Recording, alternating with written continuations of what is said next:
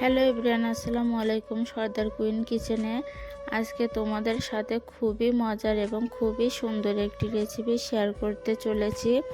আমার আজকের রেসিপি ধুন্দুল বা পুল্লা ভর্তা। আজকে তোমাদের গ্রামীণ স্টাইলে ধুন্দুলের ভর্তা তৈরি করে দেখাবো। প্রথমে কয়টা পুল্লা আমি পরিষ্কার করে নিব, আর পুল্লা ভর্তার জন্য জালি পুল্লা নিতে হবে, তাহলে ভর্তার জন্য ভালো হবে এবং খেতেও মজা লাগবে। এবার আমি পুল্লা কয়টা সিদ্ধ করে নিব। একটা প্যানে পানি আর পুল্লা বসিয়ে দিয়েছি সিদ্ধ করার জন্য 10 থেকে 15 মিনিট মতো। পুল্লাগুলো সিদ্ধ হয়ে গেছে, এগুলো থেকে দানা আর পানি বের করে নিচ্ছি একটা চামচের সাহায্যে। পুল্লা আপনারা ভাতের ভিতর দিয়েও সিদ্ধ করে নিতে পারেন। আমার এখানে পুল্লা বেশি, তাই পানি দিয়ে সিদ্ধ করে নিয়েছি।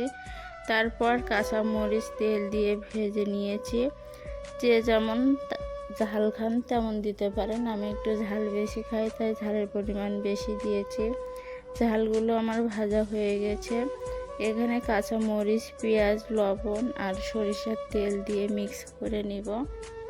মাখানোর পরে পুল্লার ভিতরে দিয়ে আবার সুন্দর করে মেখে নিচ্ছি। দেখেন কত সুন্দর হয়েছে আমার পুল্লা ভর্তা। আমার পুল্লা ভর্তা বা ধুন্দুল ভর্তা রেসিপি ভালো লেগে থাকলে অবশ্যই লাইক, কমেন্টস, ফলো এবং সাবস্ক্রাইব করতে ভুলবেন না। খোদা হাফেজ।